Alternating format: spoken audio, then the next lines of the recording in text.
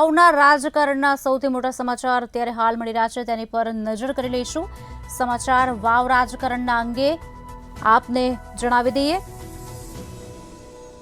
વાવ રાજકારણ અંગે અપક્ષ ઉમેદવાર માવજી પટેલ અને ગેનીબેન એક સાથે જોવા મળી રહ્યા છે। માવજી પટેલ અને ગેનીબેન હમ સાથ સાથ હૈના દ્રશ્યો દેખાઈ રહ્યા છે। કોંગ્રેસની બી ટીમ તરીકે માવજી પટેલ વાવમાં ચારેકોર ચર્ચા। માવજી પટેલ કોંગ્રેસની બી ટીમ આજ અંગે વિગત આપશે અમારા સંવાદદાતા મેહુલ દુધરેજી અમારી સાથે લાઈવ જોડાઈ ચૂક્યા છે। મેહુલ, વાવના રાજકારણના સૌથી મોટા સમાચાર કહી શકાય, ક્યાંક સાંઠગાંઠ થઈ રહી છે, ક્યાંક ગ્રુપ પડી રહ્યા છે, શું વિગતો? જે પ્રમાણે વાવમાં એક વટનો સવાલ જે છે અને વટ માટેની જે ચૂંટણી છે તે થઈ છે અને સાથે મતદારોએ પણ જે મતદાન કર્યું છે ત્યારબાદ હવે તેના પરિણામની ઘડીઓ ગણાઈ રહી છે। થોડા દિવસની અંદર તેનું પરિણામ આવવાનું છે, પરંતુ ક્યાંક કોંગ્રેસ અને જે અપક્ષ ઉમેદવાર છે તેના વચ્ચેનો જે સંબંધો છે તેનો ઘટસ્ફોટ થયો છે। માવજીભાઈ અને સાથે ગેનીબેન આ બંને એક જ સ્ટેજ ઉપર સાથે જોવા મળ્યા હતા અને સાથે સાથે જ બંને સાથે હોવાના સંકેતો પણ ક્યાંક આડકતરી રીતે આપી દીધા હતા। જે પ્રમાણે ચૂંટણી પ્રચાર દરમિયાન ત્રણ ત્રિપાંખીયો જંગ હતો અને ત્રિપાંખીય જંગની વચ્ચે બીજા પર આક્ષેપો જે થઈ રહ્યા હતા, ત્યારે આ આક્ષેપોની વચ્ચે ગેનીબેન અને માવજીભાઈની બંને સાથે જોવા મળતાની સાથે તર્ક વિતર્ક પણ વાવ વિધાનસભાની અંદર વધારે જોવા મળ્યા છે। મતદારો જે મતદાન કરવાના હતા, ચૌધરી સમાજના મતદારો જે હતા તેમણે માવજીભાઈ પર વિશ્વાસ મૂકીને મતદાન કર્યું છે અથવા તેમના ટેકેદારોએ પણ તેમણે મતદાન કર્યું છે। ગેનીબેનના ટેકેદારોએ પણ તેમણે મતદાન કર્યું છે। જાતિવાદનો મુદ્દો પણ ઘણો આ જે ચૂંટણી હતી તે દરમિયાન ખૂબ જ જોવા મળ્યો હતો અને સાથે સાથે જ ભાજપે પણ વિકાસના નામે મતો માંગ્યા હતા। ત્યારે આજે હવે જે બી ટીમ તરીકેની જે ચર્ચાઓ ત્યારે વાવ વિધાનસભાની અંદર જોવા મળી રહી છે, કારણ કે કોંગ્રેસ અને માવજીભાઈના વચ્ચેના સંબંધ જે છે તે સારા સંબંધ હોવાની જે વાત સામે આવી રહી છે અને બંને ભેગા થઈને ભાજપને હરાવવાનો જે પ્રયાસ છે તે પણ કર્યો હોય તેવું લાગી રહ્યું છે અને મતદારો જે છે બંનેને હવે જે મતદાન કર્યું છે તેને લઈને પણ હવે ક્ષોભ। મેહુલ, આપ અમારી સાથે જોડાયેલા રહેશો તો આ સાથે જ અપક્ષ ઉમેદવાર માવજીભાઈ પટેલ પણ મંતવ્ય ન્યૂઝ સાથે જોડાઈ ચૂક્યા છે। માવજીભાઈ, સ્વાગત છે પહેલા આપનું। અને સવાલ એ થઈ રહ્યો છે કે આપ હવે બી ટીમ તરીકે જોવાઈ રહ્યા છો, શું કહેવું છે આપનું? મેં કોઈ જગ્યાએ બી ટીમનો પ્રશ્ન જ પેદા ન થાય। શરૂઆતથી મેં કીધું છે હું મારી રીતે લડી રહ્યો છું અને હકીકતમાં એક મંચ ઉપર તો માનનીય અધ્યક્ષ શ્રી શંકરભાઈ સાહેબ અને માનનીય એમપી શ્રી ગેનીબેન બેઠા હતા, બીજા ઘણા બધા બેઠા હતા। એનાથી કઈ રીતે તમે કહીશું કે બી ટીમ લડ્યા છે? માવજીભાઈ, આપે ચૌધરી સમાજના મત પણ તોડ્યા છે તેવું પણ લોકોનું કહેવું છે, આ વિષય પર આપનું શું કહેવું છે? એ કેનારા ગમે તે ચૌધરી સમાજના મત તોડ્યા નથી, મેં સર્વ સમાજના મત લીધા છે। એક તરફ ચૌધરી સમાજ નહીં, અન્ય સમાજના મત પણ સારા મળ્યા છે, તો રિઝલ્ટ આવશે એટલે ખ્યાલ આવી જશે તમને। સ્પષ્ટ દ્રશ્યમાં દેખાઈ રહ્યું છે સર, શું કહેશો આપ? જે ગામમાં એક પણ ચૌધરીનો ઘર નહીં હોય ત્યાં મને વોટ મળ્યા છે સર, પણ એક તરફ દ્રશ્યો અલગ જોવા મળી રહ્યા છે, બીજી તરફ ઘટસ્ફોટ પણ થઈ રહ્યા છે કે આપ ગેનીબેન સાથે બેઠા છો। શું દ્રશ્ય જોવા મળ્યા કહો મને?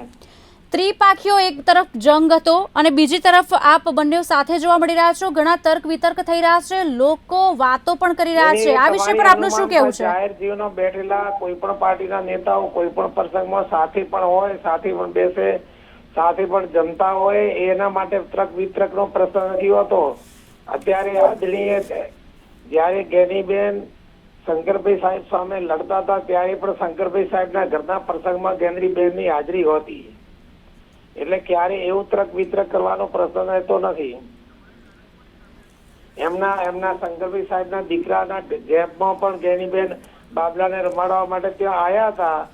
માવજીભાઈ, આપની લડાઈ સીધી કોની સાથે હતી? કોંગ્રેસ સાથે હતી કે ભાજપ સાથે હતી?